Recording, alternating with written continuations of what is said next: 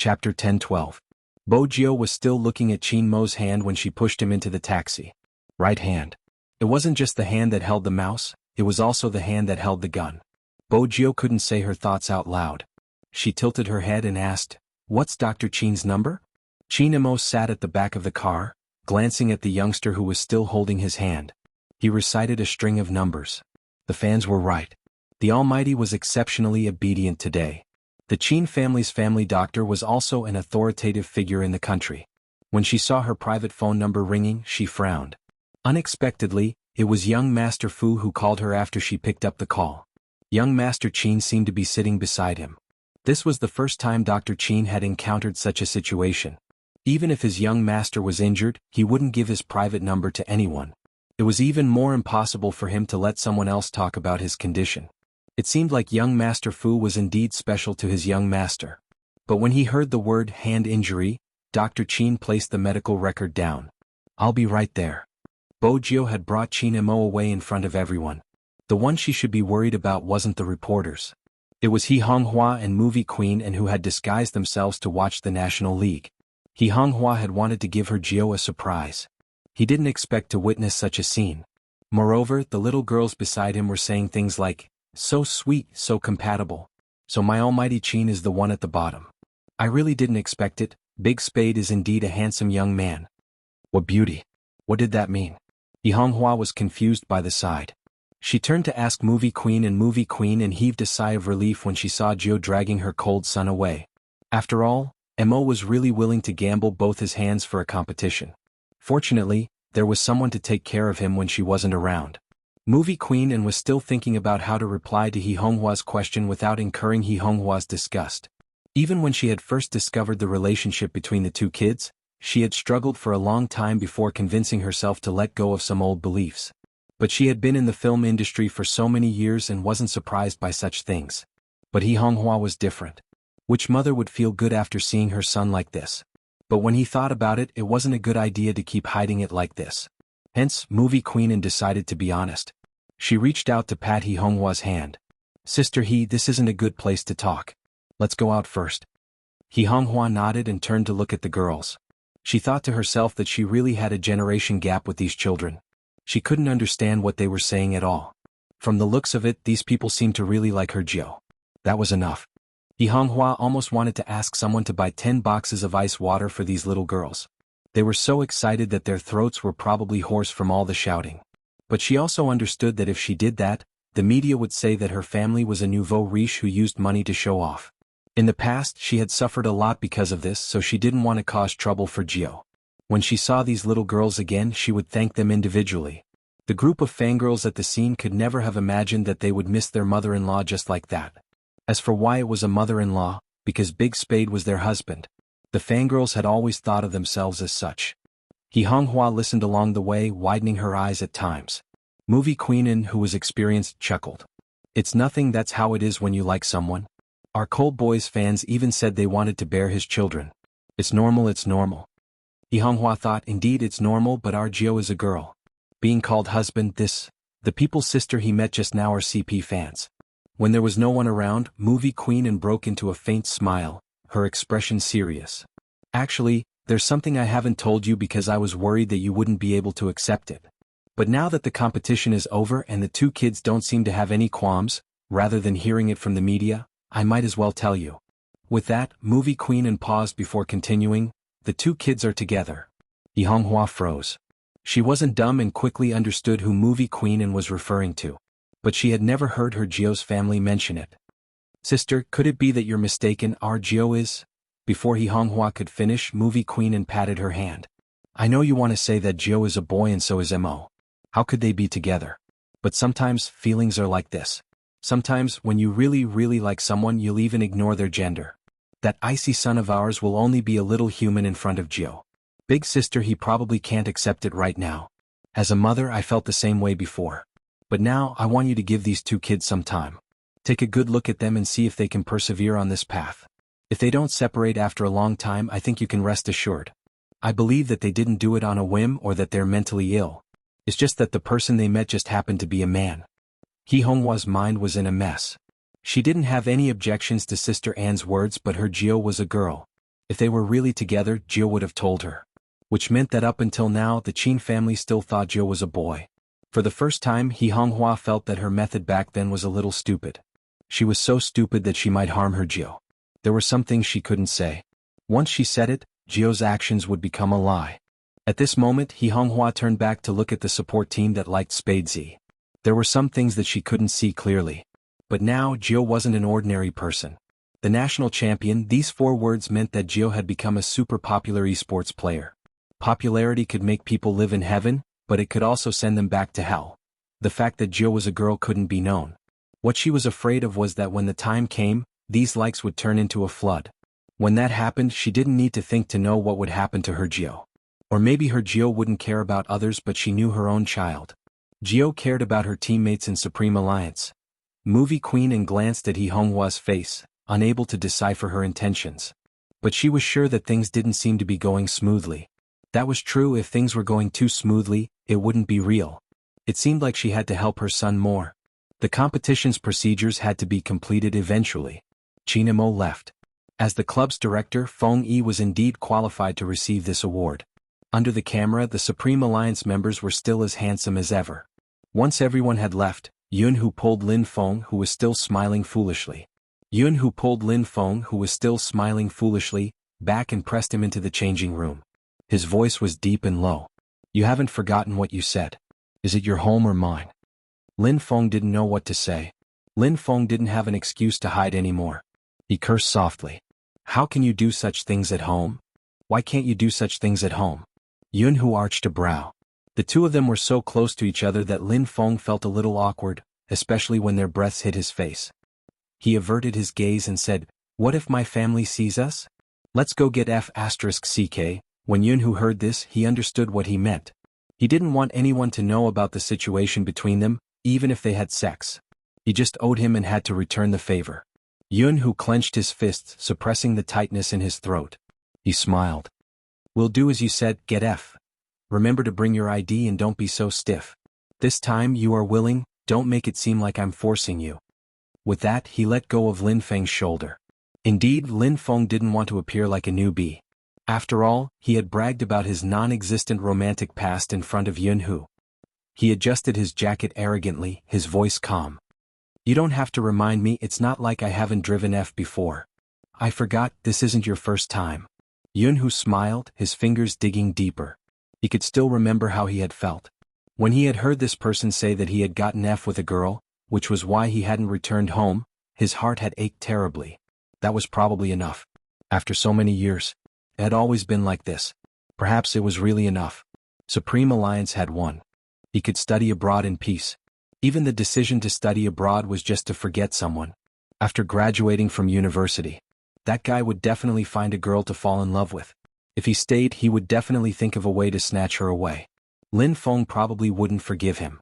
They were no longer the youngsters they used to be.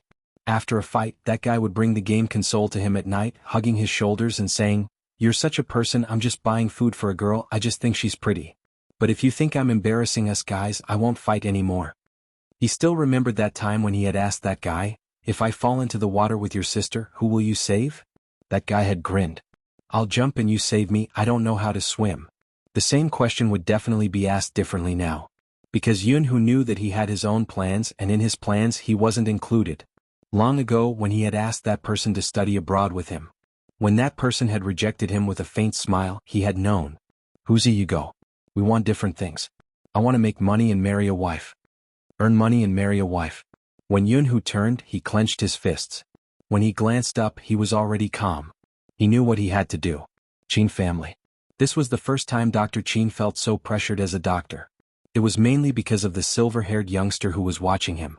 Young master really treated him like a porcelain doll. Even though his young master's hand was badly injured, it wasn't to the extent where he couldn't even hold a glass of water. The youngster's long legs were bent on the bed, one hand holding the glass of water. The way she fed his young master was extremely gentle and domineering. What was going on? Dr. Qin was a bright person. He knew that his young master enjoyed such treatment the most. Hence, he didn't say anything, treating himself as though he was air. "Is it hot?" Bojiao asked Qin Mo with her bright eyes. She didn't seem to realize that she was behaving like a fox lying in front of her master. She was extremely obedient, making him want to caress her messy, fluffy silver hair. Qin Mo's lips curved. It's all right. Then drink the medicine. Bojio clipped the pill that Dr. Qin had prescribed and sent it towards Qin Mo's lips. Qin Mo frowned, turning towards Dr. Qin as though asking him if he didn't know that he hated taking such meaningless medicine. Dr. Qin shrugged, indicating that he couldn't do anything. If he didn't prescribe some medicine, that young Master Fu who was serving him would probably doubt his medical skills. Qin Mo looked at the pill that was inches away from him, not moving. Bojio seemed to have thought of something and said, I understand. She stuffed the pill into her mouth, biting it with her teeth. Then she reached out to pinch Qin Mo's chin and kissed him. Dr. Qin was stunned by the scene. He had always thought that his young master was the one on top, but now it seemed like it wasn't the case. Qin Mo, who was kissed, paused for a moment. Then he naturally accepted the pill. This was the first time he felt that eating such a disgusting thing didn't make him irritated. Instead, it was a little sweet. His lips were filled with the unique scent of a youngster. Qin Mo couldn't help but smile. On the other hand, Bojio regretted the moment she fed him the medicine. After all, they weren't like when they were young anymore. Back then, her pet didn't like to take medicine. It was all because of her that he caught a cold and had a high fever. His exquisite little face was covered with a fever patch and he kept coughing. No matter what Grandpa said, he wouldn't listen. He was arrogant like a little prince, but he didn't mention anything about taking medicine. She watched anxiously, climbing over the wall. She drank a mouthful of cough syrup and kissed him on the mouth. He probably hadn't expected her to be so unruly at that time. His little face was flushed with anger. He even asked her if she was a girl and if she knew that she shouldn't be so careless. In the end, he said forget it. He couldn't do anything to her anyway, but he couldn't let her hug him if he found out that she fed medicine to her other friends. At that time, Bojio felt that this person was really. He knew that she liked to hug him to sleep, but he still used this to pressure her. However, that night he still agreed to let her sleep on his small bed. He held a book and told her a story. Unknowingly, his face turned red again. Anyway, how did the little cutie who liked to blush back then grow into such a black-bellied almighty? Chapter 1013. Qin Mo didn't know what the youngster was thinking about. He lifted the corner of his lips and pressed down on the youngster's waist. His voice was calm and there was a hint of abstinence. Dr. Qin is still here. Even though I know you really want to push me down, you have to control yourself, understand? Bojio. She had just been feeding him medicine. Why did the Almighty's words change completely? Besides, what was wrong with the Almighty's hand? Why didn't he let her get up? As a very discerning family doctor, Dr. Qin knew that he should choose to disappear at this time. But his young master's other hand was in a serious condition. He was wondering if he should inform his boss and madam. She should also remind young Master Fu to restrain himself in some aspects. His young master's hand wasn't in a good condition. After Dr. Qin finished his diagnosis, he was about to say something when Qin Mo glanced over. Dr. Qin swallowed his words. Bojio was still asking, Dr. Qin, how's Brother Mo's hand? Dr. Qin smiled. It's not a big deal, but you have to be careful with your actions. Don't eat too much and drink more bone broth. I'll inform Madame Zhang later. Nothing serious? Bojio watched as Dr. Qin turned and smiled. As long as it's nothing serious. Dr. Qin packed his things and walked out. When he had been on the phone, he hadn't expected the youngster to find an excuse to follow behind him. The moment he hung up, he turned back to see the youngster smiling at him mischievously. As a doctor who saves lives, it isn't good to lie, right? Dr. Qin smiled faintly. As an esports almighty, it isn't good to eavesdrop on other people's conversations. What do you think, young Master Jiu? Bojio nodded. Dr. Qin is right. Dr. Qin watched as the silver-haired youngster took a step forward. He smiled wantonly. Fortunately, I'm eavesdropping openly. Dr. Qin. Where's your shame? How is Brother Mo's hand? I hope Dr. Qin can tell me the truth so I can be more prepared. Bojio glanced at the person in front of her. Or perhaps, how confident are you in treating it? He was already stuck here. Moreover, he had called for the general to come back earlier. Even if he tried to play it down, the other party wouldn't believe him. In addition, in the past, young master didn't let anyone look after him. It wasn't easy for someone to get close to the young master. Now that the method was in place, it might be a good thing. Since young Master Jiu has put it this way, I won't hide it from you anymore. Young master's hand is an old injury, and it's not easy to heal. The authorities in America have also said that young master's hand needs to be treated first and nurtured second. Ever since the start of the National League, the weight on his wrist has been getting worse day by day. I can only temporarily reduce the swelling on young master's hand and prevent it from worsening. If we really want to treat young master's hand, he can't touch a computer in the near future. We have to go to America to find an expert, but this expert hasn't shown up in the past few years. Some people say that he went to be a family doctor, but no one knows where he is exactly. What's the expert's name? Bojiu asked. Dr. Qin said, Robert. What did you say was his name? Bojiu paused when she heard the name. She couldn't help but ask again. Dr. Qin said, Robert is an old expert. You probably haven't heard of him. Bojiu caressed the bridge of her nose. She didn't say a word, but her thin lips lifted slightly. Dr. Qin didn't understand why young Master Fu was smiling. However, after that, the other party didn't ask many questions and changed the topic after just a few sentences. Speaking of which, Dr. Qin, do you know what happened to Brother Mo back then? How did his wrist get injured? Dr. Qin paused, his smile still lingering. I'm only in charge of treating young master, I'm not sure about the rest. Bojiu didn't believe him. If she wasn't wrong, Dr. Qin was from the military and should be a military doctor with a title. Otherwise there wouldn't have been that phone call.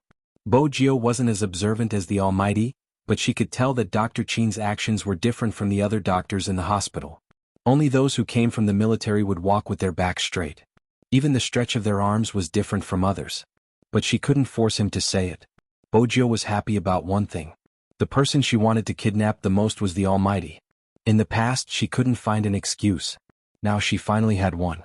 Robert was clearly her grandfather, the housekeeper. In the past, when Bojiu was alone, she had been injured, but they were all minor injuries that didn't require treatment at home.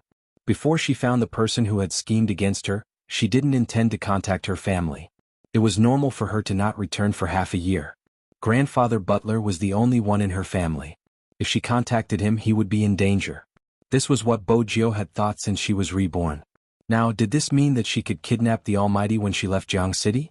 After all, the Almighty's hand needed treatment. That was the reason she convinced herself. Bojiu couldn't suppress the smile on her face when she entered the room. Qin Mo lay on the bed, watching the youngster who looked as though she had eaten honey. He arched a brow. What's the matter? Tell me so I can be happy. Bojiu retracted her smile. How could she let the main character know about the kidnapping?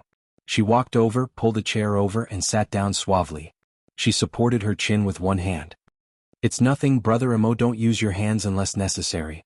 Just tell me what you want to do. Qin Mo placed the magazine in his hands to the side and asked slowly, I can do anything? Bojiu's instincts told her it was a trap. She lifted her thin lips. Not suitable for children. What are you thinking about? Qin Mo changed the topic calmly. Speaking of unsuitable for children, shouldn't you explain who allowed you to stay in school and watch a bunch of naked guys walk around in front of you? Bojiu didn't expect the Almighty to still remember this matter even after the National League. She thought for a moment, a serious expression on her face. I'm in my 3rd year of high school, it's time for me to study. Staying in school won't affect my lessons. Qin Mo chuckled, tossing the phone over to her. Bojiu tapped on it. The #1 middle school intranet was filled with posts titled, School Hunk Frog Jumping. She was indeed a little dumb as she frog jumped around the field with her hands behind her back. More importantly, the headmaster was standing beside her. Study hard? Qin Mo lifted the corner of his lips. Will I be punished? Bojiu kept her phone. The headmaster is jealous of my good looks, but I can't help it. I have the heart to study. Since you have the heart, bring the physics book over, Qin Mo said faintly. Bojiu wasn't sure if the Almighty was suspecting her again. But she knew what was going to happen next. The National League is over, it doesn't matter if I fail physics in the future. More importantly, the moment she started reading the physics book, she would fall asleep. Qin Mo glanced at her, his tone calm. How can I allow my student to fail? Brother Mo, it's not that I want to criticize you, but sometimes, you shouldn't be so vain. Bojiu didn't want to take the physics book.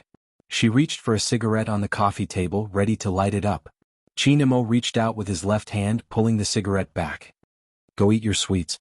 I'm out of sweets. She wouldn't have thought of smoking even if she had sweets. The thought of kidnapping the Almighty filled her with excitement and a cigarette to celebrate. Qin Mo placed the cigarette at the side. In the future, you're not allowed to smoke without sweets. Brother Mo, you want me to quit smoking? Bojiu frowned. Don't you smoke too? Qin Mo knew that in order to teach a certain someone well, he had to set an example at the right time. I won't smoke when you're around. We'll quit together, Bojio said. That's fair. Qin Mo arched a brow. She was certain that he wouldn't be able to quit. Sure. Bojio paused. She probably hadn't expected such an answer. She laid there lazily. Are you really going to quit? The Almighty smoked more frequently than she did. She was impressed that he was able to quit so easily. As the nation's school hunk, you should take care of your public image. Qin Mo lifted the youngster's chin. Most importantly, your body. How can you still smoke when you have asthma, MMH? Bojio didn't reply since asthma was a part of this body. Ever since she had taken over this body, she hadn't thought about it much. The youngster didn't reply. Her thin lips were pursed into a straight line. Qin Mo sighed. Little Fujio, say something. Bojio heard the way little Fujio addressed him. Bojio felt a tightness in her chest. Her surname wasn't Fu. More importantly, she couldn't tell the Almighty her surname. Don't call me that. She hadn't expected the person in front of her to be so disgusted by the way she was addressed. What do you want me to call you? Qin Mo tapped her chin with his finger. Call her sugar daddy, Bojio thought. Just don't call her little Fujio. Because that tone of voice was filled with love, but it wasn't her name. Bojio tilted her head. She didn't know what was bothering her. Qin Mo watched as the youngster tilted her head. Her stray hair hung down. He reached out and pulled her back, allowing her to lie on his chest once more. His voice traveled into her ears, a gentleness in it. Madam Qin. Bojio froze. Her heart raced. Madam Qin?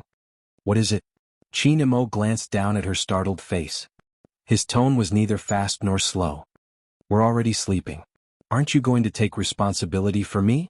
Once I kidnap you, you won't let me take responsibility. Bojio held back her words. She reached out to push herself up. Qin Mo's uninjured hand pressed against her back. He closed his eyes. Sleep with me for a while. This position? Chapter 10:14. Bojio was about to adjust herself when a voice came from above. A voice rang out from above her head. The voice was still faint but strangely hoarse. Are you trying to test my endurance by moving around like that? Qin Mo's words calmed Bojio instantly.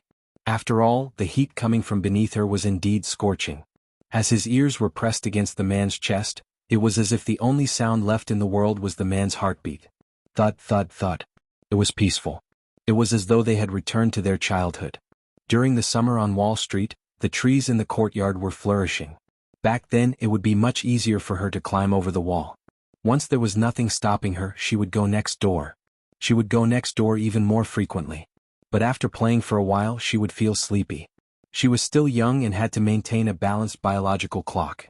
The two of them would take afternoon naps like that. But back then she knew he liked cleanliness, but she couldn't control herself, rolling around on his bed. Only when his little face darkened and he wrapped her up with a blanket did she finally calm down. Unlike now when it was so dangerous. Bojio didn't move, but she could feel something pressing against her. Don't look around, I won't touch you. The voice came again, but this time, it was much gentler than usual. Bojio retracted her gaze, feeling sleepy. But she wasn't here to take care of a patient or to sleep.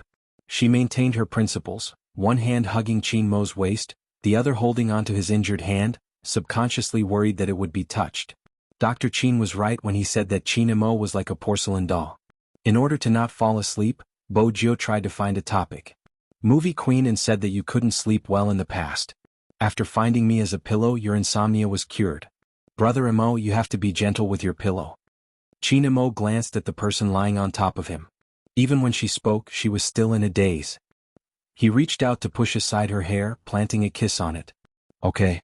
Perhaps it was because he had received a response, or perhaps it was because the temperature and the aura of the person he was hugging were too in line with his aesthetic standards and requirements. In short, it was very comfortable, so he fell asleep unknowingly.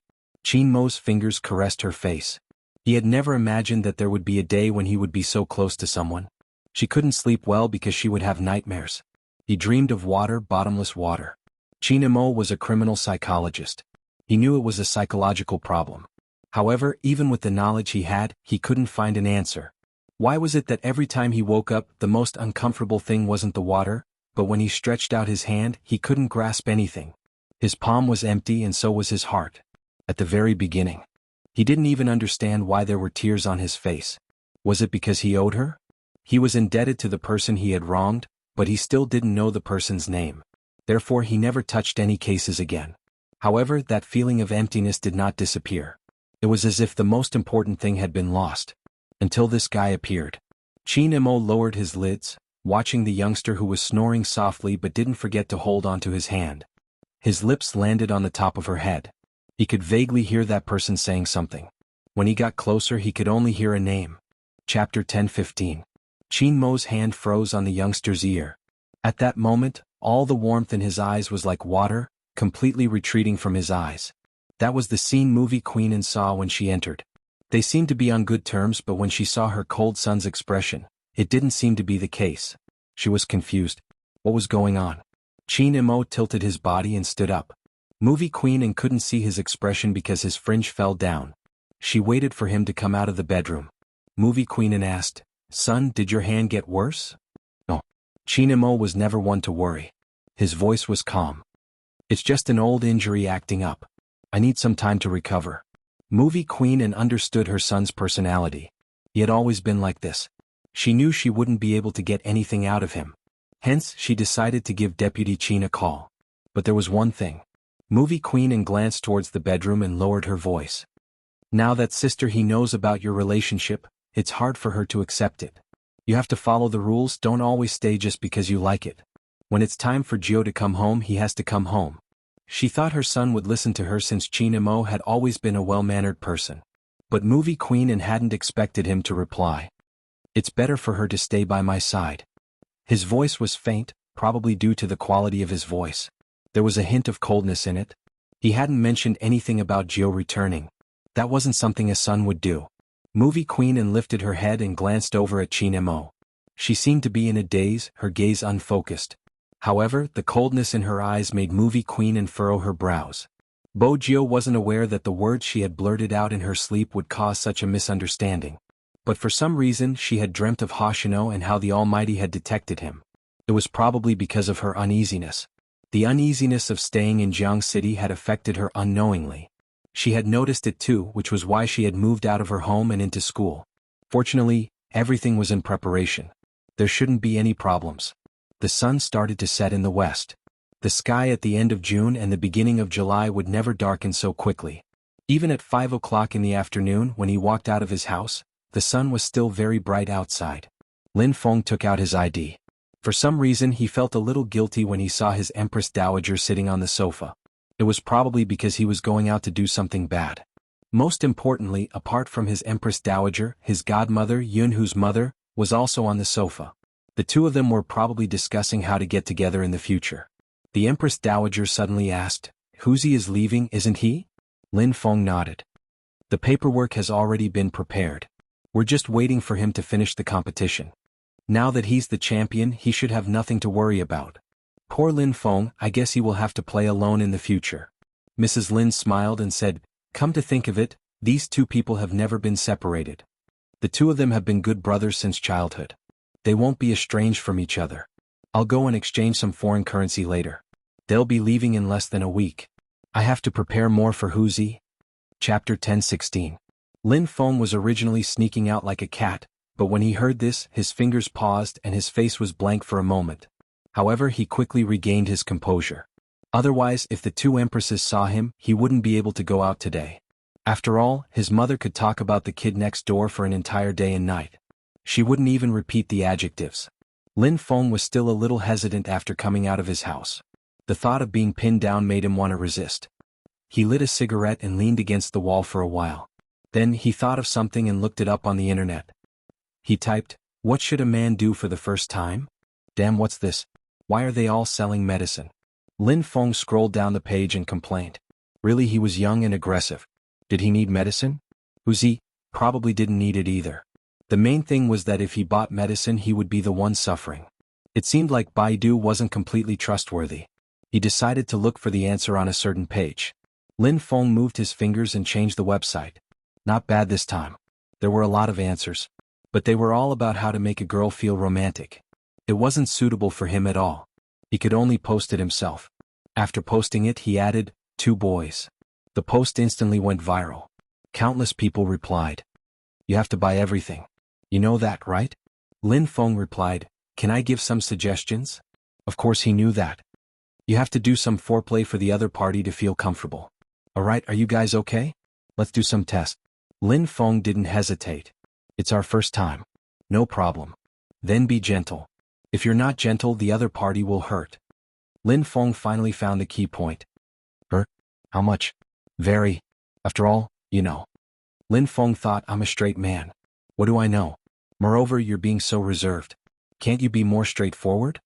Why aren't you saying anything? To be honest, I have a question. Are you the one being pinned down? Now that you mention it, it does seem like it. Hurry up and say something. Lin Feng was really stupid to talk. After knowing that it was painful, Lin Feng started to search for other things. In the end, he bought a small bottle of erguotu in the supermarket. To put it simply, after drinking alcohol, even if it was painful, one could endure it and it would pass. What's more, he was also drunk when he had sex with Huzi last time. Basically, he couldn't remember anything. He thought about it. This memory would probably become a dark history for the rest of his life. It would be better if it was vague. Yes, there was nothing wrong with it. CK so bitter and spicy.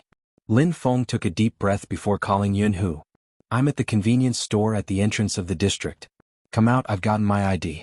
Let's go get a car together. I have already driven it. The voice on the other side sounded even fainter than usual, but for some reason, there was a hint of something else mixed in the faint tone. Just when Lin Feng wanted to hear it clearly, Xuanhu had already reported an address. Sheraton 1821, come over. So fast? Didn't we agree to go together? Lin Feng gulped down another mouthful of alcohol. He had drunk too much of this erguotu. It tasted good, but his body was burning up. After preparing, Lin Feng jumped into a taxi and headed straight to the hotel. After all, this kind of thing had to be done in one go. Chapter 10:17. By the time Lin Feng entered the elevator, the alcohol had already kicked in. He was Supreme Alliance's Team Beauty. Not only did he look devilish, he had relied on his snow-white skin that didn't tan no matter how much he tanned. He had dominated this title for 3 years. Now, his face was flushed from the alcohol and his eyes were watery. He didn't look like someone his age at all. But Lin Feng had always been tall. He was 1.8 meters tall, only 3 centimeters shorter than Xuanhu. Under normal circumstances, even in this state, girls would find him incomparably handsome. When they brushed past each other, they wanted to ask this handsome guy with one hand in his pocket what the microsignal was. But looking at his slightly unbuttoned shirt and the intoxicating smell of alcohol, he definitely had a date. He wondered which girl was so lucky. Lin Feng's eyes were still smiling. In his heart, he chanted 100 times that he was a straight man. It was just a little pressure. What was the big deal? A man had to be flexible. After mentally preparing himself, Lin Feng knocked on the door coolly. He couldn't be weak in terms of aura. This was the dignity of a straight man. He didn't know what was going on inside. Xuanhu didn't open the door immediately.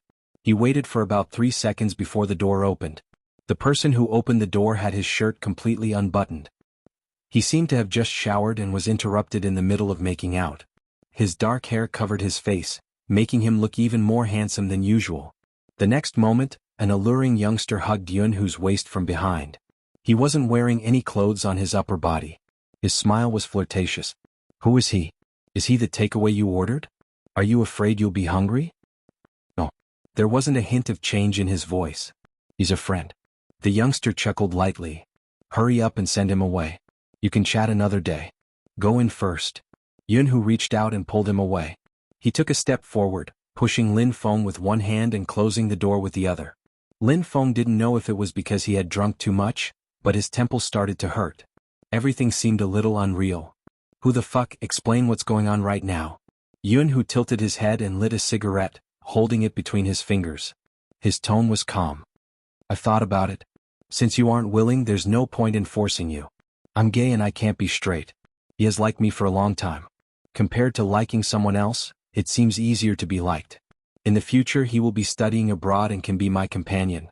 You know, I don't like to fool around. Instead of forcing you, why don't we be brothers? Lin Feng opened his mouth and wanted to say something, but he realized that other than the smell of alcohol, he couldn't say anything. It was as if something was stuck in his throat. The erguotu that he had poured into his stomach was starting to take effect. The burning sensation in his stomach and heart made him want to bend over. However, Lin Feng knew that he couldn't make himself look too pathetic at this moment. Otherwise, he who had just checked the information would really be a little stupid. Speaking of which, what kind of wine did he drink to make him feel so uncomfortable? That day. Before Lin Feng could finish his sentence, Xuanhu flicked the cigarette ash and interrupted him. Xuanhu flicked his cigarette and interrupted him. Nothing happened that day, I lied to you. You should be smarter in the future and think more, especially after I go overseas. Don't be like this all the time and don't feel guilty towards me. Chapter 10:18. Also, if you want to find a girlfriend, you have to be careful. Some girls have ulterior motives for getting close to you. The ones in school were just trying to get close to me through you. Some aren't, it's just that you don't have the ability to differentiate them. Xuanhu chuckled. I can't let him wait for too long.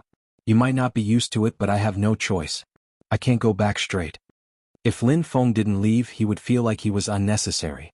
I'll go back first. Xuanhu clenched his left hand as though he was restraining himself. His voice was very low. Lin Feng didn't move immediately. He didn't know why his feet felt heavy. If he had known earlier, he wouldn't have drunk. But it was obvious that he was disturbing the other party. From what Xuanhu said, that person could go overseas with him. That was good too. They should be together with the same type of person. If he continued to stay, he would really be blind. He reached out and patted Xuanhu's shoulder as though they were brothers. Go in, I'm leaving. Okay. Xuanhu watched as the person turned around. His palms seemed to have formed an imprint. Lin Feng smiled. He didn't know why he was smiling. It was probably as Xuanhu had said, he should learn to be smarter in the future and not do such stupid things. His stomach started to hurt again. The alcohol made him feel uncomfortable. He must have disturbed the intimacy of those two people. It was better to leave as soon as possible. Lin Feng. Suddenly that person's voice came from behind. Lin Feng didn't turn his head. He probably felt that he was in a sorry state. What? We'll still be brothers in the future, right? That person's voice had a light smile. Lin Feng smiled too. He waved his hand. Don't be silly. We'll definitely be brothers for life. Go on, I'll leave. Actually, Lin Feng had long felt that Xuanhu would fall for him. From a certain perspective, it was because they had grown up together. They were already familiar with each other's existence. That was why when Xuanhu had his first awakening of love, he felt that he had fallen for him. Now he was sure of it. Fortunately, he didn't fall head first. There was one thing that Xuanhu was right about. He really didn't have the ability to discern what some people said. It was a simple, I like you, and he took it seriously. Lin Feng pressed the elevator button. After he walked in, he gradually bent down. The burning sensation in his stomach forced him to hold the elevator with one hand. But even so, it felt better than standing there. It was quite silly.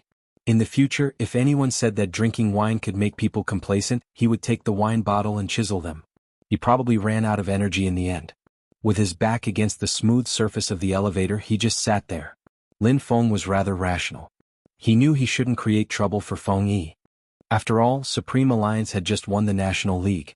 If the media photographed him drunk in the hotel elevator, he didn't know what they would write about him. He took out his phone, intending to call Little Spade and ask her to pick him up.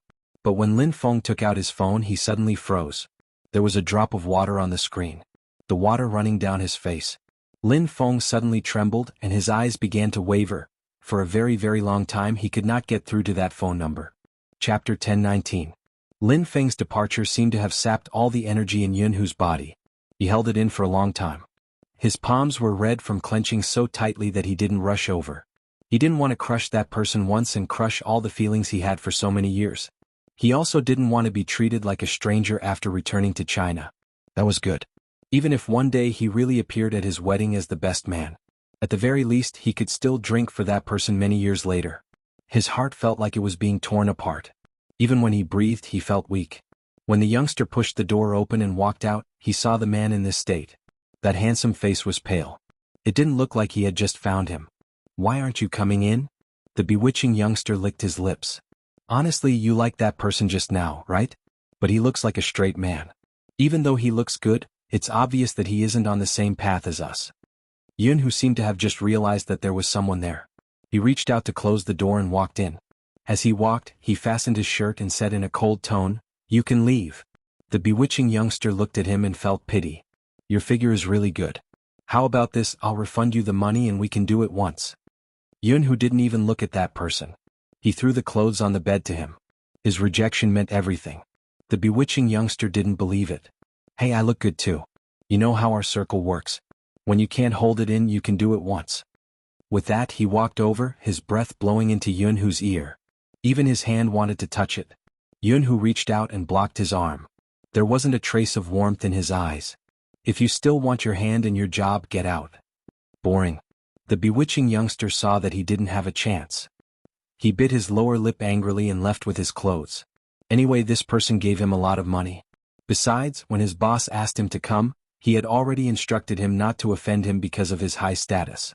At first, he thought that he could cozy up to a sugar daddy. Why couldn't he get close to him? Are you impotent? Xuanhu smirked. I can't do it to you. I'll say it one last time, get out.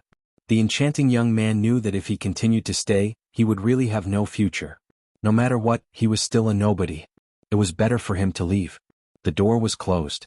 The room returned to its original state. It was bone-piercingly cold. Even though it was summer in July, Xuanhu felt as though his heart was frozen in ice water. She looked at the bed in the living room. He suddenly felt that this place was very dirty. Perhaps it was because he wasn't that guy. In reality, Xuanhu didn't dare to let Lin Feng in.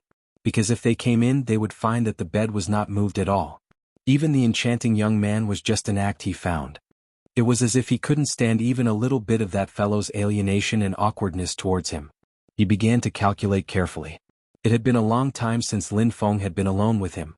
He was probably trying to avoid arousing suspicion and worried that his family would find out. Yes, as a straight man, of course he would be worried. Sometimes Xuanhu really wanted to tell that guy, I'm not bent either. I saw that the other guys couldn't take it either. I just like you too much. Chapter 1020. Xuanhu sat there for a long time before placing the ringing phone to his ear. He glanced out the window. Hello, it's you. Help me settle it. There's no need, just one plane ticket will do. Yes, I don't need two. Why did it suddenly become one? Didn't you say someone was going with you? Xuanhu tightened his grip, seemingly laughing at himself. There won't be anyone going with me. After today, that person wouldn't be embarrassed anymore. Similarly, there wouldn't be any possibility in front of him. He understood. That person said he was naive and sweet, but there were some things he didn't care about. It was strange too. How could a boy be like that? Ever since he was young, he had always said that he would marry a girl and treat her well. These days, girls didn't have a sense of security. If he liked someone, he would only choose that person and treat her well for the rest of his life. When Lin Feng said this, there were other people around. Everyone burst into laughter, but the meaning behind it was unclear. Only he sat at the side, envious of the person he would like. Once he chose her, he would treat her well for the rest of his life. The sentence sounded so good. It was a pity that he would never be that person. Lin Feng, who was so clean and pure, would not accept his current behavior. Xuanhu glanced down, reaching out to cover his expression. The person on the other end asked, What's wrong with your voice? Why does it sound so weird? Are you feeling unwell? Xuanhu. There was no reply. The person on the other end froze. Then he exclaimed in shock, Xuanhu, are you crying? How is that possible? Xuanhu laughed. When his thin lips curved up, there was a trace at the corner of his lips. His voice was hoarse. Why would I cry? You're thinking too much. I'm hanging up. The phone was locked and the screen dimmed. His pitch-black eyes dimmed along with it. Time trickled by. Outside the hotel, Lin Feng didn't call Little Spade. There were some things that he had to solve himself. Otherwise he would be a coward. Besides, if Little Spade asked him why his stomach hurt, he couldn't possibly tell him that he had fed himself a bottle of erguotu in order to send himself to Yunhu's mouth. In the end it didn't work. It was embarrassing, wasn't it? Besides, he had to go home. He couldn't let the Empress Dowager do it herself. Sitting in a taxi, he felt dizzy the entire way. The master was a nice person. He kept advising him, You youngsters, you drink so much when you're heartbroken. Drink less in the future. Think about your parents, it's not a big deal. Okay, Lin Feng replied as he looked out of the window. The driver glanced sideways at the person sitting next to him. He felt that the other party was exceptionally obedient, so he even adjusted the temperature of the air conditioner. Lin Feng might not have many good points, but there was one thing he had always done. He would not show any emotion in front of his mother. It was the same this time. Mama Lin was tapping her back as she spoke on the phone. Yes, he will be doing business in the future. That's good too. Lin Feng isn't suited for politics anyway. After she hung up, Lin Feng walked over to massage the Empress Dowager's shoulders. You're back. Mama Lin turned around and paused. Why do you reek of alcohol? Chapter 1021. Lin Feng smiled brightly. Supreme Alliance 1, I'm so happy that I drank. Look at you, you're already so old. Why can't you learn from Xuanhu and be more mature? Mama Lin nagged, but her eyes showed how much she liked her son. Alright, you must be feeling terrible after drinking. Go drink some hot water and sleep. MMH, Lin Feng replied. After drinking the hot water, he walked upstairs.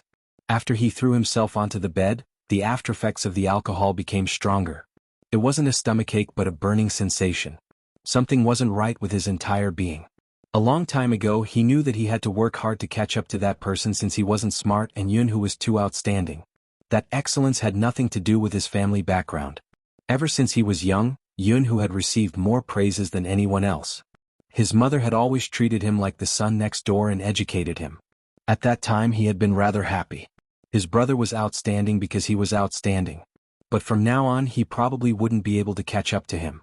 Now, someone else had gone overseas with him. He had stayed here. That wasn't too bad. He still had things he had to do. Lin Feng curled up in his blanket, glancing at a spot in the corner of the room before closing his eyes. Qin family's house, second floor. When Boujio woke up, there was no one beside her. The light on her phone was blinking. She swiped the screen and saw a missed call from Lin Feng. Boujio stood up on one leg and dialed the number. It rang for a while but no one picked up. When the call ended, Boujio frowned and sent him a message. Team Beauty, what's wrong? He replied instantly. Nothing, I was just sleeping. I wanted to celebrate with you but I'm too tired now, I just want to sleep. Boujio glanced at the reply and typed a few more words. Let Almighty Yun celebrate with you. Lin Feng replied, Image. He only replied with an image? That didn't seem like someone's style. Boujio had wanted to ask more. The door was suddenly pushed open. It was movie queen in and behind her was the director who had wanted her to act in a movie. The director's eyes lit up when he saw Boujio. Mr. Fu, I would like to extend my sincere invitation to you to participate in our movie. Both your aura and the way you play are perfect for the hacker in the movie. I guarantee that you will accept our description of the character. Honestly, Boujio was still in a daze. She had originally thought that the first thing she would see after waking up would be the Almighty's handsome face. He didn't see the Almighty but he saw the director. Boujio pressed down on her silver hair, wondering where the Almighty had gone. Movie queen and wanted to laugh. The child definitely didn't know what kind of state he was in. She looked slightly adorable, as if she wanted to find her ice-cold boy as soon as she woke up. The considerate movie queen and couldn't let them keep searching. She smiled and said, Your brother Mo went to discuss business. Let's talk about the movie, what do you think? Boujio wanted to reject him. The international director spoke again, Our filming location is in America. You can treat it as a free trip. Go and have a look first. We will depart 3 days later. Don't rush to give me an answer. Young man, think about it again. Boujio's fingers stilled. Then she smiled. There's no need to think about it, I've decided to accept it. Mamich? The international director almost thought that he had heard wrongly. After all, the young man had always been very nonchalant about this matter. He could tell that the young man was not putting on a show. He really did not want to take on this movie, nor did he want to be popular. Why did he suddenly agree to it so readily? Boujio had been thinking of ways to kidnap the Almighty. It wasn't practical to do it in China. The Almighty would probably know her identity before she could even make a move. With the Qin family's protection, it would be impossible to kidnap the Almighty. But it would be different in America. There would be a lot of room for maneuvering. At the very least, the security for a private jet wouldn't be as strict. That way it would be easier to kidnap someone. More importantly, it would be easier for people to accept her going overseas in this manner. 3 days was enough for her to wrap things up. Fu Zhongyi's side had probably been whittled down. He was probably just left with some shares. During the shareholders' meeting the day after tomorrow, she would personally take back everything that belonged to Xianxia. Other than the shares, she would also take back her pride. After that, Boujio could return to the Fifth Avenue with peace of mind. Filming in America wasn't just an excuse to kidnap the Almighty, it was also a buffer for Xianxia. Boujio knew how much Xianxia doted on her. If she disappeared suddenly, Xianxia wouldn't be able to take it.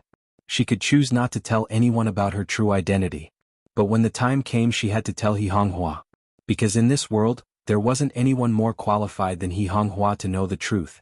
But she had to wait until she returned to the Fifth Avenue. If not, Xianxia would be in danger. This was what Boujio had always wanted to avoid. That was why she had to return to the Fifth Avenue. Her father was right about one thing. She couldn't have anyone close to her. It was too dangerous. The fake Z was just one side. There were more sides and more dangers. She couldn't let Xianxia be in such an environment. It wasn't just Xianxia, there was also Feng Shang, Yao Yao, Uncle Yin, Lin Feng, and Almighty Yun. Everyone who was related to her. Once her identity was exposed and the fake Z found out about her existence, the people around her might not be able to protect themselves. She had to catch the fake Z. But the battlefield wasn't here. It was somewhere else. Before that, it was important to plan properly. She had to kidnap the Almighty and treat his hand. Where's the script? Bojio smiled. If it's a hacker movie, I'm interested. The international director relaxed. Come, I'll send it to you. Take a look, really. Trust me, after this movie is completed, I'll definitely make you the Prince Charming of the nation. Bojio caressed her nose and didn't reply. After all, she had never imagined that she would be filming in her lifetime. I don't have any acting skills, I won't have a lot of scenes, right? The international director, who had wanted to add scenes for the youngster, felt a little upset. No, but who said you don't have acting skills? The commercial you filmed was really good. Trust me, you will definitely be popular in the future. Chapter 1022. Listen to me, it's like this. The international director was really a drama addict. He started to speak in English when he was agitated. In the end, he seemed to have realized something, turning towards Bojio. I forgot to speak in Chinese, let me repeat myself. Bojio, movie queen, and covered her mouth and giggled. After all, Jio's helpless expression of wanting to say something was too cute. She really wanted to reach out and pinch that fair and clean little face. Why couldn't he be her son? But it didn't matter, he would be considered part of her family once she married him. But she was worried about Mo. She had never seen her son so stubborn towards anyone. She wasn't sure if it was a good or bad thing. Outside the window, the night deepened by several degrees. In the study room of the Qin family's house. Qin Mo's gaze was so deep that there wasn't any warmth in it. You're saying that she has been preparing to leave the country recently? Yes, young master. The Special Forces soldier scrolled through the information on the computer, his voice deep. Besides, I realized that young Master Zhou is very smart. Even though he is a high school student and seems to be playing esports on the surface, he is involved in many things. Even Fu Zhongyi, his father, was plotted against. Qin Mo's tone was calm. Taking back what was stolen is a courageous act. Fu Zhongyi deserves to be plotted against. The Special Forces soldier. Cough, cough, how could he have forgotten that his young master was obsessed with a certain youngster? He should have phrased his words better. Young Master Zhou's father isn't a good person. He even prepared some scandals regarding young Master Zhou to be exposed during the shareholders' meeting so that he can hold the company in his hands. Qin Mo tapped his fingers on the table. What scandals? Photos of young Master Zhou confessing to a man. The Special Forces soldier didn't want to talk about this since his boss wasn't in a good mood. As expected, the sound of a lighter came from the other end, followed by a cold voice. Who provided these photos? Invite them out for a chat. The Special Forces soldier knew that a chat with a young master wouldn't be friendly. What else did you find? Qin Mo wanted to smoke, but just as he was about to light it, he seemed to have recalled something. He frowned, tossing the silver lighter onto the table. The Special Forces soldier didn't understand. What else? No more. Qin Mo glanced up. Is she in contact with Hoshino? No. After all, from the start, Boss had said this was the most important direction of investigation. The two of them don't seem to be related. No, it doesn't matter. The better they hid it, the more it meant that their relationship was not shallow. Hoshino should be the childhood sweetheart the guy mentioned. Qin Mo had never cared so much about their childhood interactions. Especially when that guy was sleeping, he was still muttering the other party's name. Qin Mo's fingers froze, his gaze cold. Why is she preparing to leave the country? I've looked into it. Strangely, young Master Zhou's mother didn't seem to know that young Master Zhou was planning to go abroad. The last sentence was something the Special Forces soldier didn't say easily. Suddenly, Qin Mo's eyes darkened. Are you saying that even Xianxia doesn't know? Yes. The Special Forces soldier looked at the information again. Qin Mo's voice was deeper and colder than before. How many days does she intend to stay abroad? This? The Special Forces soldier hesitated for a moment. Young Master Zhou didn't book a return ticket. She probably hasn't decided on her return date. Hasn't decided on her return date? When he heard this word, Qin Mo felt as though all the warmth in his body had been sucked out. His voice reached the Special Forces soldier's ears through the phone, sending chills down his spine. It isn't that she didn't book a return ticket. She has no intention of coming back. The Special Forces soldier stilled. What did boss mean? Just as he was about to ask something, the other party hung up. He could vaguely hear the sound of something being flung out. The entire study room dimmed with the sound. Qin Mo's wrist was wrapped in a white bandage, which made him look different from his usual self. There was a coldness in his abstinence. Until now. That guy had never thought of having a future with him. Even at this stage it was the same. Qin Mo sat there, his hair falling down. His lips curved upwards, but there wasn't a hint of a smile. His wrist hurt. But he didn't seem to feel it. When Madame Zhang entered and saw the torn white cloth, she exclaimed, "Young master, your hand." Qin Mo glanced over, reaching out to pull the white cloth back to its original position. Then he tightened his grip, his voice calm. "What's the matter?" Auntie Zhang sensed the chill on her young master's body, but she didn't know what happened. She walked over to pick up the phone and placed it on the table. "Madame asked me to tell young master that dinner is ready and young master Jiao is here." "I understand." Qin Mo seemed a little distracted. He only said that he understood and didn't say anything else. Madame Zhang glanced over the table and paused. "Didn't young master place the mask on the coffee table outside? Why is there one here?" Qin Mo frowned. "The coffee table outside?" "Yes, I just put it away for young master." "Didn't young master like this mask?" Madame Zhang was right, Qin Mo really liked the mask. It wasn't because of anything special, but because it was a gift from someone. That was why he treasured it so much. Naturally, it couldn't be compared to the USB lighter. But basically he would keep anything Bojio gave him, even if it was a black mask. But Qin Mo remembered clearly that the mask had always been in his study room. He had never taken it out. So what exactly was the one Madame Zhang was looking at? Qin Mo narrowed his eyes. "Madame Zhang, where did you keep the mask?" "It's at the coffee table." "Young master didn't take it?" Madame Zhang was puzzled. Qin Mo had already stood up. He walked towards the direction of the living room and stopped by the coffee table. His figure was very slender. Even though his wrist was still wrapped in bandages, the whiter his skin was, the more Qin Mo looked like a sick prince. He was so handsome that it made people feel pity for him. "Here?" Qin Mo asked Madame Zhang. Madame Zhang nodded. In the small compartment under the coffee table. Qin Mo reached out and pulled open the secret compartment. His slender fingers moved and a mask appeared in his palm. Chapter 1023. It was indeed the same. The material, brand, and color were exactly the same. But the one that Qin Mo took out was a gift from someone. The one that Madame Zhang found was taken from Zi's face when he had fought with Zi that day. Qin Mo never believed in coincidences. The conjecture that was buried deep in his heart seemed to have been confirmed. It was like the tip of the iceberg had been split open. It was a familiar style of doing things. It was the same hacking skills. Even though she had toned it down the first time he had met her in the game, the reason he had noticed her was because her methods were similar to Z. And, the way she stood in the darkness, her hands stained with blood but her eyes glowing. The determination to give some people a voice regardless of everything. The arrogant look that didn't care about anyone. The dazzling disguise technique. The feeling that she gave people was gentle, but when she lowered her eyes, there was a cunning smile on her face. All of these were Z's unique traits. He knew, but he didn't want to admit that she was Z. Qin Mo stood there, his fingers tightening around the black mask in his hands. Madame Zhang didn't know what had happened. But this was the first time she saw her young master like this. There were obvious fluctuations in his emotions. His eyes started to shake violently. She didn't know what was going on. At this moment, the three people upstairs finished discussing the script and walked down. Bojio's legs were long and she walked in front. Ever since she woke up, she had been looking for her brother Mo.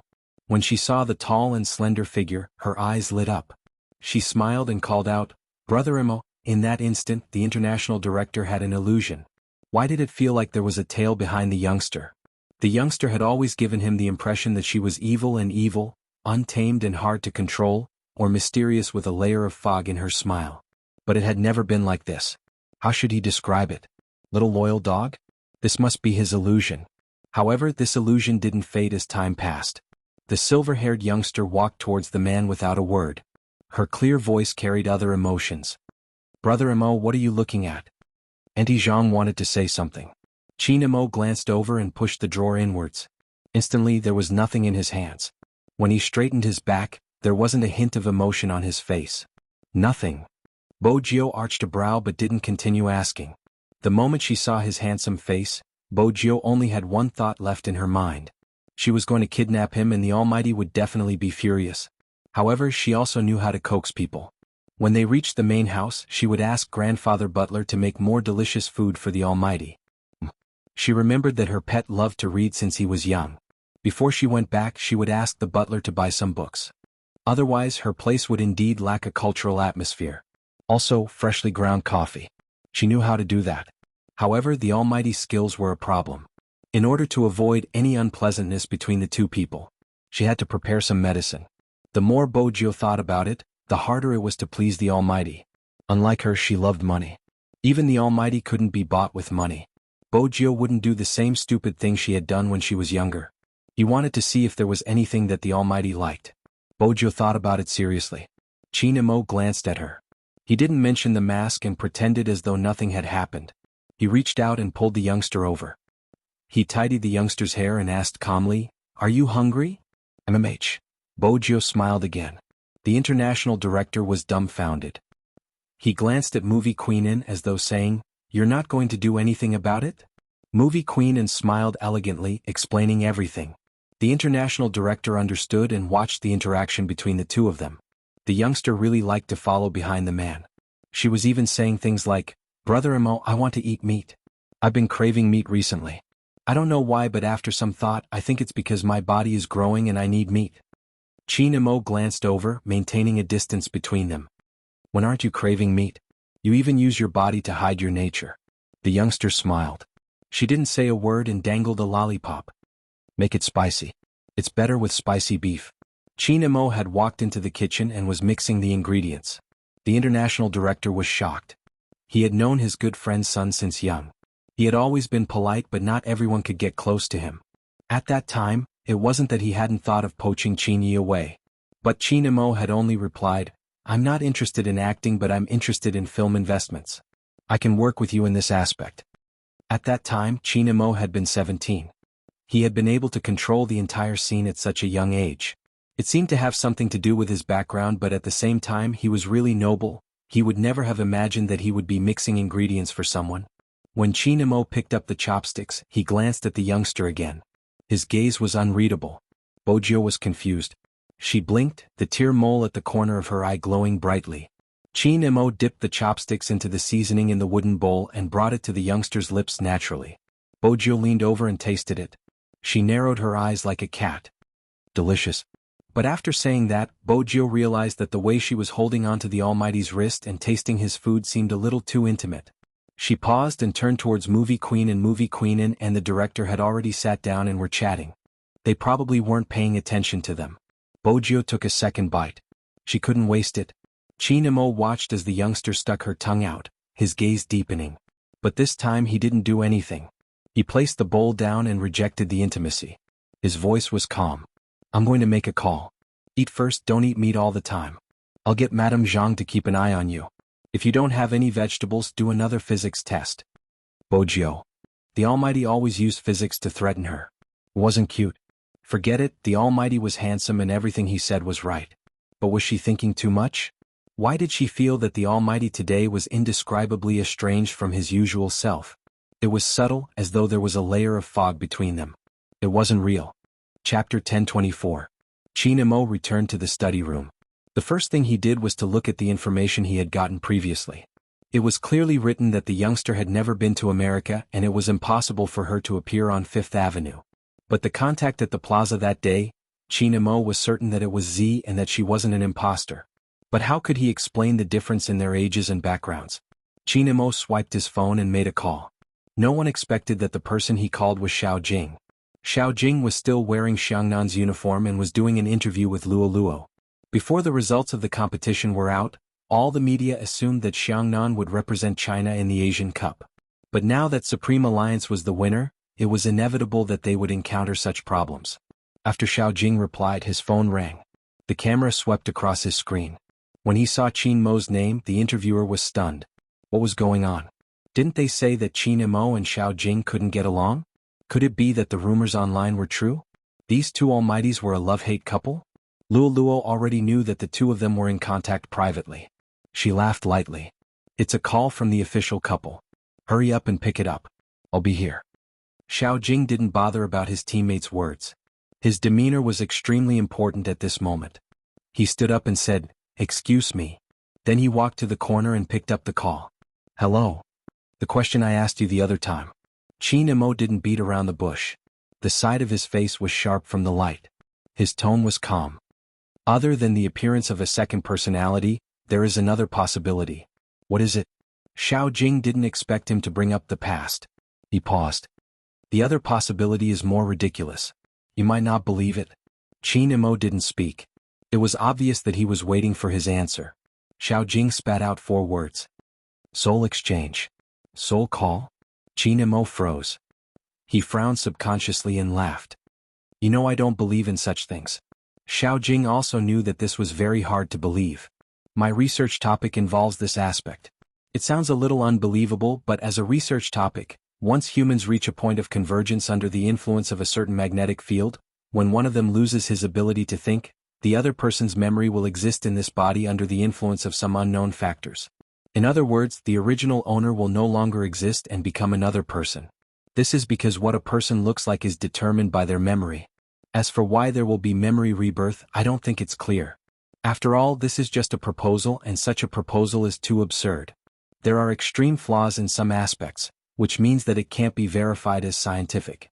But if there really is a person who suddenly becomes different from before, not only in personality but also in behavior and preferences, it's either the appearance of a second personality or the reconstruction of memories. Xianxia listened to the words on the other end of the line. He knew very well how much Xiao Jing had studied these things, and he also knew that Xiao Jing was making a rational analysis. In reality, the youngster he knew didn't fit the evaluation of this person by the outside world. He was infatuated, pursued, good for nothing, liked to throw money around, was like a nouveau riche, had a weak personality and was like a sissy. This was the former young Master Fu. Chapter 1025. It wasn't just that these things no longer existed.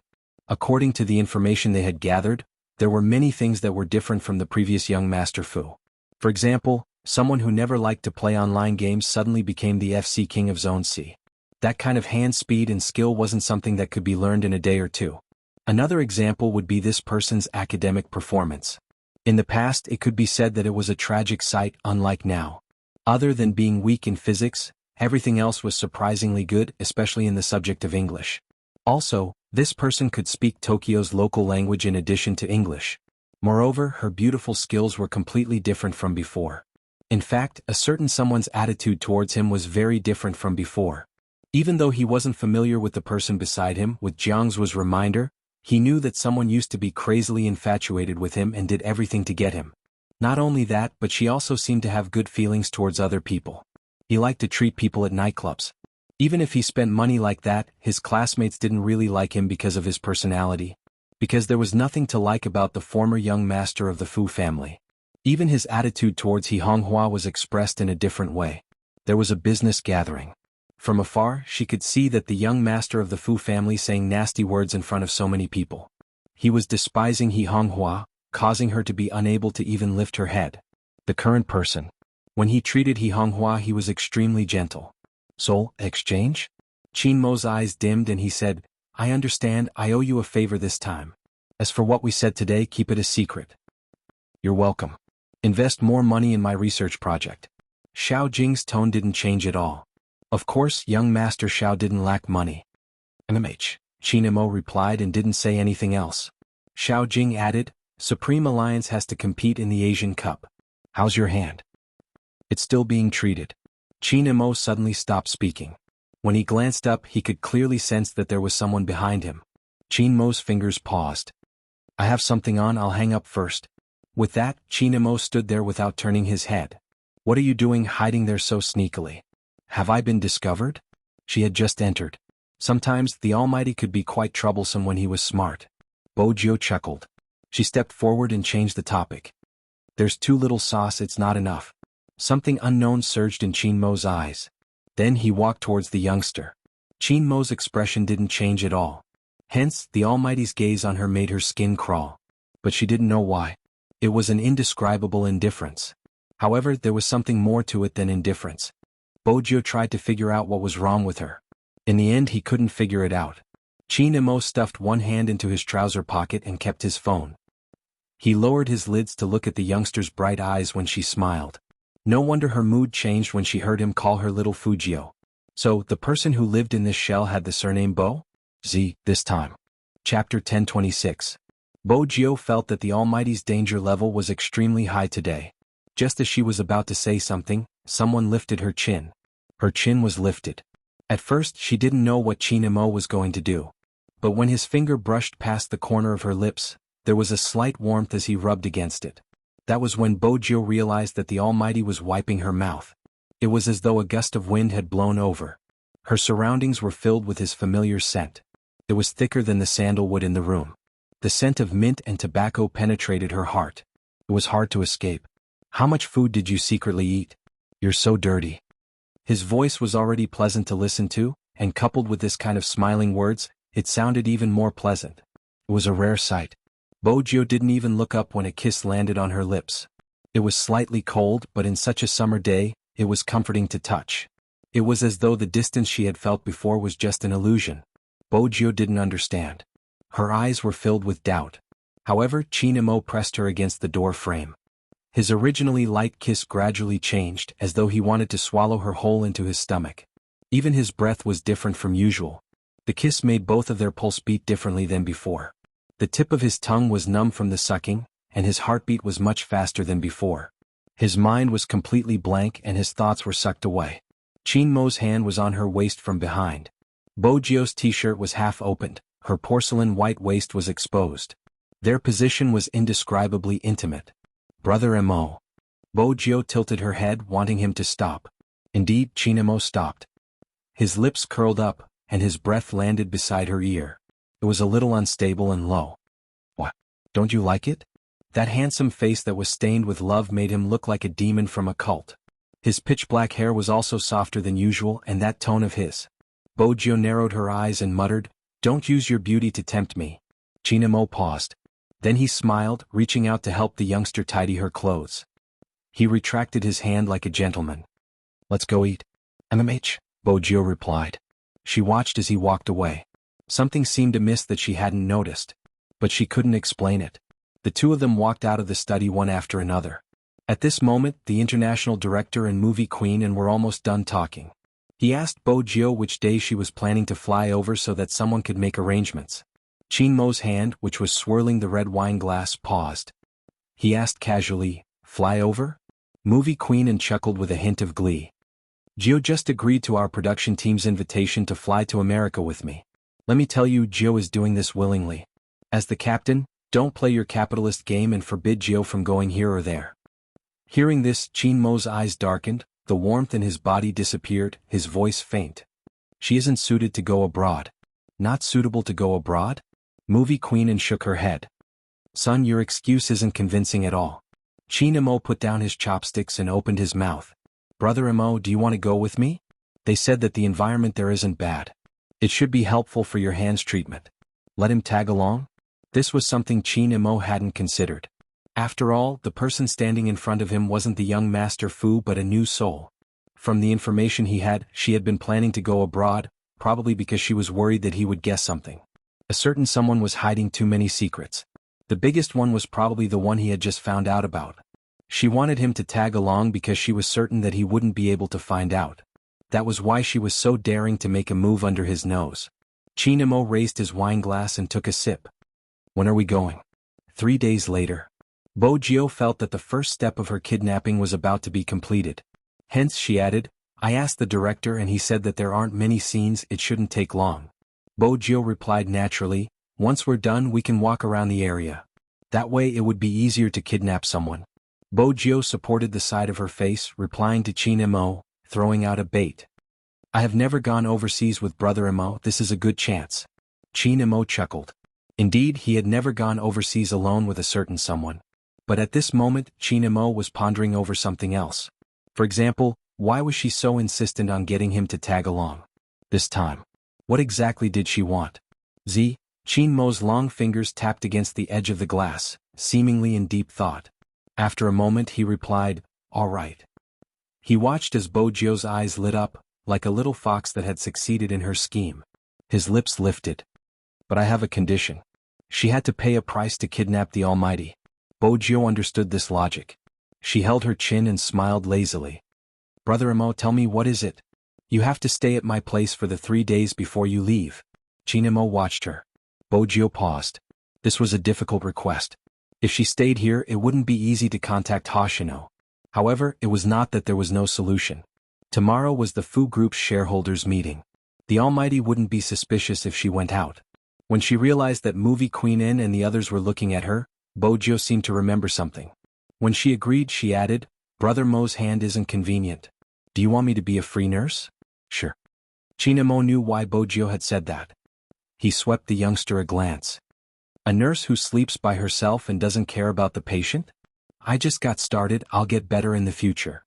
Bojio laughed heartily, not forgetting to lower her head to eat the rice in her bowl. Chinemo watched the youngster beside him. She was exceptionally obedient during meals. When she lowered her head, she would be fluffy. When she lifted her head, she would definitely be craving for a particular dish. She was adorable no matter how he looked at her. No matter how accurate Chinmo's analysis of Z. He had never thought about it. In reality, when the Real Z appeared in front of him, she would be like this. He recalled the first time they fought on the Fifth Avenue. That arrogant youngster, who didn't seem to diminish even when she was surrounded by the police, was right beside his hand. As long as he stretched his hand out, he would be able to touch her fluffy head. The corners of Chinmo's lips curled up slightly. Chapter 1027. Bojio seemed to have sensed his gaze. She tilted her lids, a piece of meat in her mouth. She was pretty, but when she raised her brows, she looked a little devilish. Chinemo didn't say anything. He watched as she ate until her hands were full. His eyes glanced at the salt and pepper prawns on the table. Without thinking much, he picked up a large prawn and placed it on the plate. His slender and fair fingers removed the shell, leaving only the prawn meat. Then he placed it into the young man's bowl. Chinmo's actions were natural and elegant. No matter how shocked the international director was, he didn't say anything. He only sighed in his heart that some people could really change their character when they fell in love.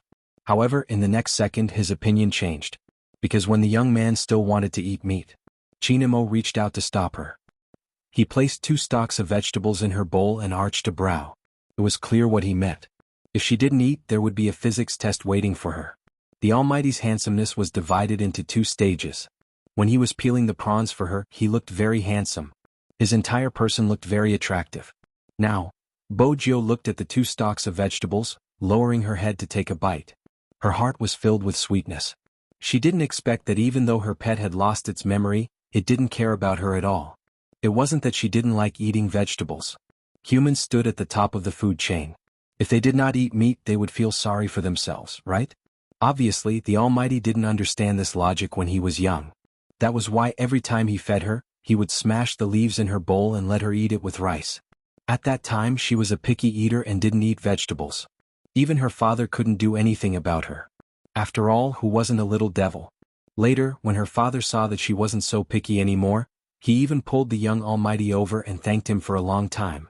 However, the Almighty had always been cold and polite. Uncle Bo, I'll take care of her in the future. She still remembered that her father paused for a moment, then laughed. You'll have to ask her own opinion. Other than eating, what else can she say? It had to be said that the Almighty had a sharp tongue when he was young. But at that time she really didn't have any objections. She had wanted to raise her pet for a long time. Of course, she would not miss such an opportunity. Even though he was the one who raised her in the end, when he thought about it carefully, she was also enduring hardships in order to gain courage. The pavilion closest to the water enjoys the moonlight first. No matter how young she was, she understood the principle. Moreover, for some reason she always felt that the food he fed her was tastier. Perhaps it was because every time he carefully pressed the egg yolk and vegetables into the bowl for her, and then stirred the new porridge, the boy she drank was very cute.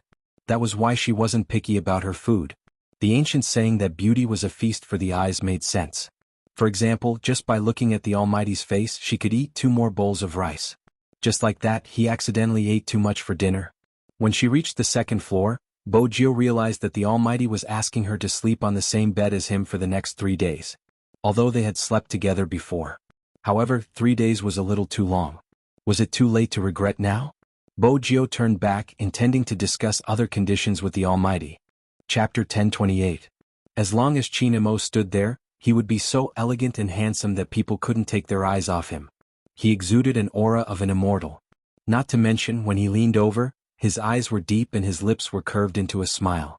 The collar of his shirt was slightly crooked, hanging loosely. It looked extremely casual. He had been the school hunk of number 1 middle school for 3 years, and until now, there hadn't been anyone who could surpass him. The Almighty indeed had an extraordinary charm. At this moment, there was a hint of wildness in his expression. He reached out to pinch Bojio's chin, a faint smile on his face. "What naughty thoughts are you having again, Mamich? Don't worry, other than the pillow, I won't ask you to do anything else. My hand can't touch you, so you have to control yourself. My mom and the guest are here, so don't act like how you did when the doctor was around. Don't touch me while my hand is injured and behave yourself in other aspects, understand? Little gangster." At this moment, Bojio didn't know how to react. The nickname Little Gangster. "Brother Imo, you are the one who is touching me, not me." Bojio pointed to her chin. Chin Imo arched a brow and released his hand. The youngster pulled her down and kissed her with a mischievous smile. "But it's hard for me to not touch you." Bojio wanted to kiss him and leave. But Chin Imo wasn't satisfied. He pulled her wrist over and pressed her down on the soft bed while she was breathing. He didn't hesitate to deepen the kiss. Bojio wanted to resist, but he pressed her back with a single hand. He kissed her until she was in a daze. In the guest room, the youngster's t-shirt was half lifted, revealing her flawless waistline. The man's hand moved upwards, following the hem of her shirt. Then he paused. Someone was knocking on the door. Bojio heard it too. She turned and stood up, her breath still a little faint. Chin Imo glanced at the youngster's flushed face, his voice raspy. "Don't flirt with me if you don't have any intentions." "All right," Bojio replied nonchalantly. Her clothes were wrinkled and her lips were red. It wasn't a good idea to meet movie queen like that. Hence, she turned towards Chin Imo. "Brother Imo, open the door." Chin Imo adjusted his shirt, his tone calm. "Why, you don't dare to admit it after teasing me? Bojio. This is really depressing. Chin Imo probably liked to see her like this." He reached out and pinched her puffed-up face. "Benefits? Even opening a door requires benefits?" He had no choice but to bow his head when he was under someone else's roof. Bojio replied, "Speak. Don't go somewhere I can't see." Suddenly, Chin Imo let go of her face, his tone emotionless. Bojio couldn't react in time. "I'm here, I have to apply medicine for Brother Imo later. Where else can I go?" Chin Imo glanced at the fair and tender youngster, his lips lifting into a smile. "That's true, let's change it. You'll be the one reading the bedtime story tonight." "That's it?" Bojio didn't believe it was that simple, since the Almighty wasn't simple with her. Chin Imo asked leisurely, "Why? You want to provide a special service?" That gaze. Bojio was helpless. "I'll go pick a book." "I'll pick one, you can go to the bathroom." Chin Imo stuffed a hand into his pocket, preparing to take a step. Bojio tugged onto his sleeve. "Let's go to the bathroom? Wash up and hide for a while." Chin Imo glanced over, his tone indiscernible. "Didn't you want others to know about our relationship? Anyone can tell from your expression." Bojio paused. She wasn't sure if the Almighty was angry. She hugged the pajamas that he threw at her and walked into the bathroom. She could vaguely hear the sound of the Almighty opening the door and movie Queen Anne's smile. "Where's Gio?" "Bathing," Chin Imo replied naturally. Movie Queen Anne asked, "Do you need to arrange a room for Gio?" "She'll sleep in another room. It's inconvenient for me to sleep at night due to the pain in my hand." Chin Mo's voice sounds like it's true. Movie Queen Anne thought about it and didn't say anything else. She watched her son's face with a playful expression. "It's rare for you to agree to Gio's acting." She had assumed her son would be a problem. Chin Imo chuckled, not saying anything. He wasn't agreeing to her acting. He just wanted to see what she was up to for her to go through so much trouble. "All right, I won't disturb your rest, I still have to attend a ball with the director." Movie Queen Anne was elated since she was finally going to film with Gio. She reminded her son of certain things before boarding the commercial car. When Bojio came out of the shower, Movie Queen Anne was already gone. This meant that other than Madame Zhang, she and Chin Imo were the only ones left. The youngster's skin was pale, probably because of the mosquito bites during dinner. After the shower, she couldn't help but reach out to scratch it. The left side of her face was red. Chin Imo frowned. He placed his phone down, his voice calm. "Come over." Bojio was still drying her hair. She walked over with a pure white towel on her head, looking no different from a high school student. She calculated her age. Someone's age should be the same as hers. Chapter 1029. Her superb camouflage technique was not in vain. However, in this world he should be the only one who knew. Z at some point was like a child. The corners of Qin Mo's lips curled up into a faint smile. Bojio didn't understand. She walked over and stood beside the bed, watching the Almighty. Qin Mo reached out and pulled her over. His fingertips slid across her blushing face. What's going on? I was bitten by a mosquito.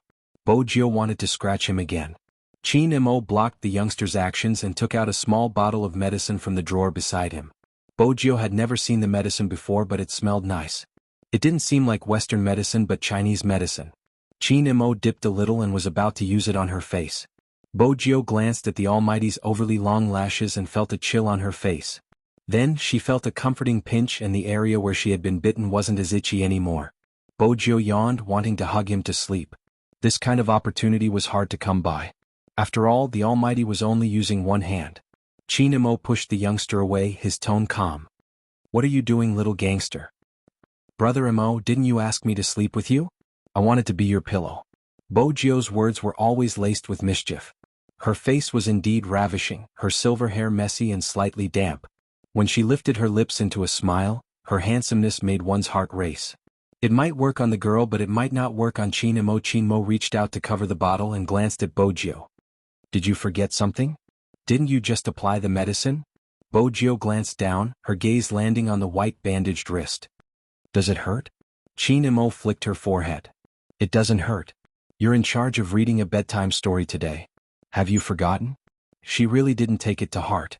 She knew that her pet liked to read before going to bed, but he used to read to her. She had never read to him. Oh yes, once. When the Almighty asked her to read the novels in the Fu family's villa, it was a dark history for her and she didn't want to recall it. But it should be different this time. Since it was the Almighty who picked the book, the style should be online. Which one? Bojio started to lift the blanket seriously.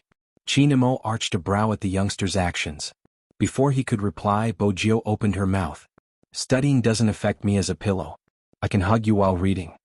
When Qin Mo heard that, he felt a little playful, even though the little gangster didn't call out again. Bojio understood the Almighty's intentions, but that didn't stop her from taking advantage of him. Her cold and aloof aura was already tempting. Bojio's mood improved after hugging the person she wanted to hug. She smiled and asked, "What do you want to read?" This time, Qin Mo didn't push her away. But what puzzled Bojio was that the Almighty didn't give her a famous book but a phone. Bojio arched a brow. Qin Mo took the youngster's hand, pressed her fingers and swiped the screen open. Read it. Pampered hedonistic concubine? Bojio glanced at the extremely childish title. She hadn't expected the Almighty to have such a strange hobby. She opened the first chapter and the voice came out. It was originally calm like water, but when she read the plot about the main character reincarnating into another person, Bojio paused. Qin Mo glanced over. Why? A little ridiculous. Bojio's comment, it's a little ridiculous. Oh, Qin Mo replied. Isn't the plot on your bookshelf about how the male lead will fall in love with you if you splash water on his face? Brother Mo, how can it be the same? Bojio smiled. Every overbearing CEO has a different hobby. At least it caught the main character's attention. Bojio's fingers tapped on her phone as she spoke, an action she would only do when she was deep in thought. Why did the Almighty let her read such a book? Just as the question arose, Qin Mo shut his eyes. Qin Mo shut his eyes. Forget it, it's just a curiosity. Lin Feng recommended this book to me. I'll send one to him later. Her only advantage was her rebirth. As long as the Almighty couldn't figure it out, she wouldn't be exposed. Since Team Beauty Lin had recommended such a book to the Almighty, how could she not do it?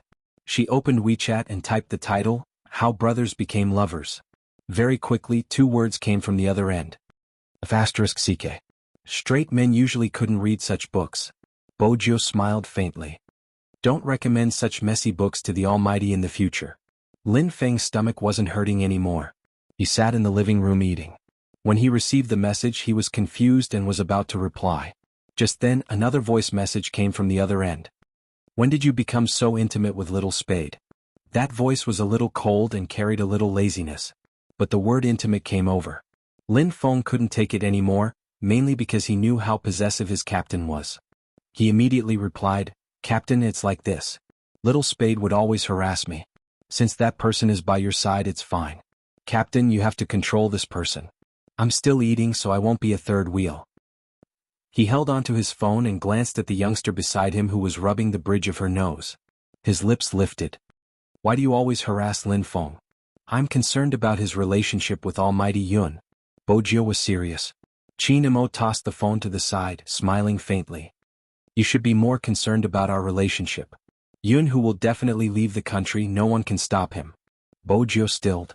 She didn't realize the Almighty was destroying the evidence. In reality, Lin Feng had never recommended any books to the Almighty.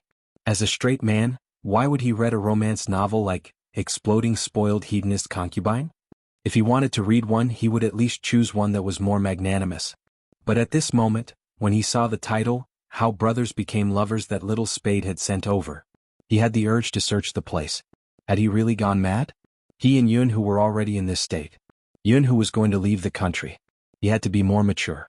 Just like what he had said, he had to be able to differentiate between certain problems. The night sky was getting darker. Lin Feng lifted his head and glanced outside.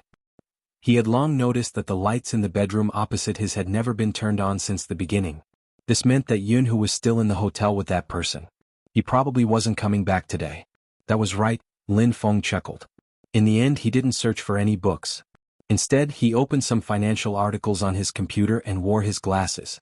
He was about to move out of the courtyard. If he didn't want to be left behind, he had to work hard. He wasn't suited for politics. Chapter 1030. In the master bedroom of the Qin family. Bojio's thoughts were on Yun who's plans to leave the country. She didn't ask Lin Feng about the book. She guessed that it was probably a coincidence. After all, this was a novel where the main character would be reborn. But this coincidence wasn't as safe as it seemed. Bojio was on high alert. Qin Imo watched the youngster's expression and chuckled silently. Such a subtle test was easy to get someone to listen to him. Qin Imo didn't miss the pause when Bojio read about the rebirth plot. Naturally, he didn't miss her probing gaze when she glanced at him. He turned his face over, his nose tall and handsome. Why do you keep looking at me like that? Do you want me to do something? It was rare that Bojio didn't tease him. Instead, she hugged his waist and changed the topic. Brother Imo, what did you mean when you said Almighty Yun was going to leave the country? He's going alone? Qin Imo watched the youngster's eyes. He didn't ask if she was preparing to leave the country alone. Instead, he replied faintly, Bojio arched a brow. I thought they would be together no matter what. She was used to seeing the two of them being inseparable. Moreover, it was rare to see brothers who had been together since they were young. Even after they entered university, they were still in the same dormitory. Bojio had always felt that it was just a matter of time before they got together. She hadn't expected such an outcome. But in certain aspects she understood Lin Feng well. Lin Feng was really a straight man, the straight and honest kind. But he wasn't naive. He was much more than what he looked like on the surface. Some people were only suited to be brothers and not lovers. He couldn't take that step because of his family's concerns and uncertainty. An ordinary boyfriend and girlfriend could break up easily. But for childhood friends, once they started dating, they would have to think about many things. Besides, Lin Feng couldn't accept a boy, because he had the strongest sense of family amongst the members of Supreme Alliance. Even if it didn't seem that way. But from the way he handled things, it was clear what he was thinking. He cared about his parents far more than himself. It wasn't easy for such a person to turn gay. But Bojio never expected Yunhu to be the first to give up. From Bojio's point of view, Lin Feng treated Yunhu much better than the fans thought. What a pity. Bojio shook her head but was stopped by Qin Imo. He arched a brow. You're not sleeping? Sleep. Bojio smiled, hugging his waist once more. For someone like the Almighty who had both good looks and a good figure, it wasn't a big deal for him to be a little cold. That was normal. He was always as gentle as water. She felt that the Almighty was doubting her again. But it didn't matter. Once she kidnapped him, everything would be settled. That night, Bojio slept exceptionally well. Qin Imo was the same. Ever since he had a certain someone, he never had nightmares again. When she woke up, she looked down at the youngster who was hugging her waist. What are you trying to do? His voice was low and deep. After he finished speaking, Qin Mo's gaze deepened. Back then when they fought, someone had been helping her the whole time. If it wasn't someone else, he would have known what Z looked like earlier. This time it was the same at the commercial plaza. The man who appeared on the battle axe. If that was the case, everything made sense. Young Master Fu didn't know Hoshino, because Z was the one who knew Hoshino. Qin Imo glanced at the youngster in his arms, suppressing the anger that was surging out. At this moment his phone lit up. It was a famous psychologist in the military. I heard from Madam that you're in a relationship. Chinamo took the phone over and pressed a message. What do you want to say? Just say it. I just want to understand your current psychological state. Chinamo, you're the expert in this field. If you don't want to, even I can't treat you. But I'm really curious, why are you interested in a relationship? The psychologist wore a white coat, glancing at the facilities in the military. I can't imagine. Chinmo's gaze was calm, just like what Bojio had said, filled with a celestial aura. I'm currently in a good state, there aren't any signs of violence. If you want to ask about this, you can wash up and sleep. I told you I wouldn't accept such missions, you can see through everything I say. The psychologist threw his pen on the table. Boss, when are you planning to return to the military? I don't have any plans at the moment. These 5 words were extremely cold. The psychiatrist was very upset. He had asked Magician to leave, but he was the only one who stayed. But, he raised his eyes and looked at the man standing in front of him. General Qin, you've heard it too. Your son, my boss. Your son is my boss, and if he isn't willing, no one will be able to understand his heart. The man was dressed in a military uniform, his hands wrapped in white gloves. He already had a big son, but because of his face, it didn't seem that big at all. Instead, he smiled lightly, exuding the aura of a superior. Since that's the case, start your weight-bearing training. Even if you can't understand my son's heart, you can still help to enlighten the new recruits. In terms of training, I have high hopes for you. Psychologist. Why did he feel that his message to boss was a trap? Deputy Zhang followed behind General Qin and asked probingly, General, are you worried that young master is still affected by the previous incident? The man paused for a moment. How much do you know about the incident in Jianghu City? A case similar to that year has appeared again. When Deputy Zhang spoke, there was an unknown fear in his eyes. After all, that mission had left a deep impression on him. However, I heard that Z really came out and things are going well. The man pinched his brows. Jianghu City is fine, but there are problems within the major crime division. I'm not sure about the other cities, especially the cities near the borders. The military hasn't found a suitable candidate for this mission. General, you want young master to return. Deputy Zhang's eyes lit up. The man tilted his head, the traces of time on his body condensed on his shoulders. When he came back from the mission, many people suspected that he was hypnotized by the organization at that time. That's why he wasn't suitable for missions outside the borders. Moreover, he wasn't in the right state back then. He had never seen his son in such a state. He looked at his hands in a daze, his expression devoid of any other emotions. No matter who called him, he didn't respond. It was indeed as though he had been hypnotized. As a father, as well as the highest commander, General Qin's heart was tormented. But even so, everything was based on the country. This was the basic standard of a soldier.